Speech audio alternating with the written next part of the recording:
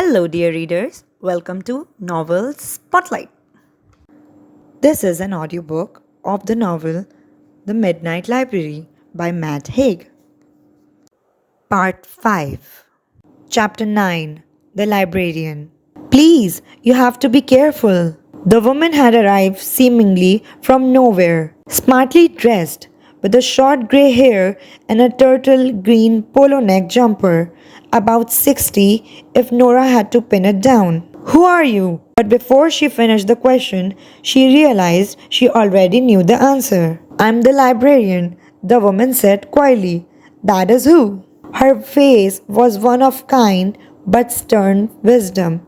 She had the same neat cropped grey hair she always had, with a face that looked precisely it always did in Nora's mind. For there, right in front of her, was her old school librarian, Mrs. Elm. Mrs. Elm smiled thinly. Perhaps Nora remembered those rainy afternoons playing chess. She remembered the day her father died, when Mrs. Elm gently broke the news to her in the library. Her father had died suddenly of a heart attack while on a rugby field of the boys' boarding school where he taught. She was numb for about half an hour and had stared blankly at the unfinished game of chess. The reality was simply too big to absorb at first. But then it had hit her hard and sideways, taking her off the track she had known. She had hugged Mrs. Elm so close, crying into her polo neck until her face was raw from the fusion of tears and acrylic. Mrs. Elm had heard her, stroking and smoothing the back of her head like a baby, not offering platitudes or false comfort or anything other than concern. She remembered Mrs. Elm's voice telling her at the time, "Things will get better, Nora. It's going to be all right." It was over an hour before Nora's mother came to pick her up, her brother stone and numb in the back seat, and Nora had sat in the front seat next to her mute, trembling mother, saying that she loved her, but hearing nothing back. "What is this place? Where am I?" Mrs. Elm smiled, a formal kind of smile. "A library, of course." "It's not the school library, and there is no exit. Am I dead? Is this the afterlife?" "Not exactly," said Mrs. Elm.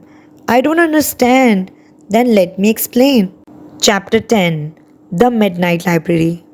As she spoke, Mrs. Elm's eyes came alive, twinkling like puddles in the moonlight. "Between life and death, there is a library," she said. "And within that library, the shelves you go on forever. Every book provides a chance to try another life you could have lived, to see how things would be different if you had made other choices.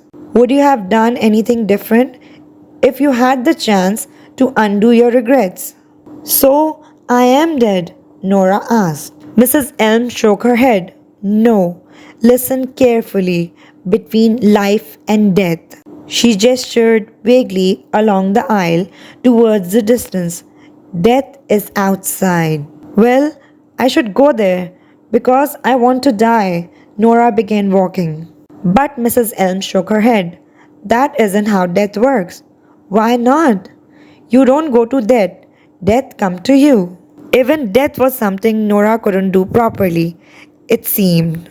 It was a familiar feeling, this feeling of being incomplete in just about every sense.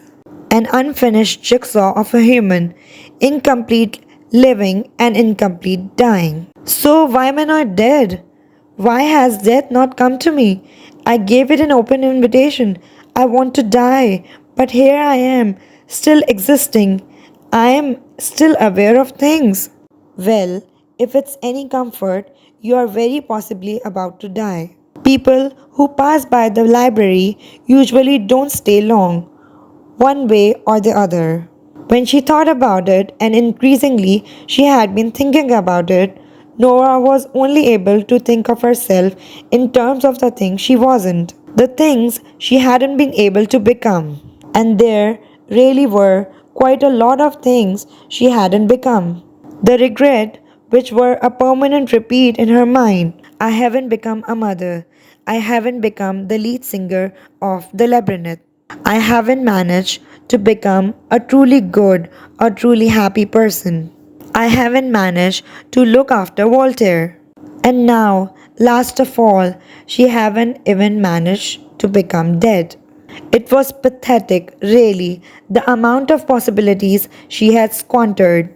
While the Midnight Library stands, Nora, you will be preserved from death. Now you have to decide how you want to live. For the next part, stay tuned to Novel Spotlight. And please like, share, and subscribe.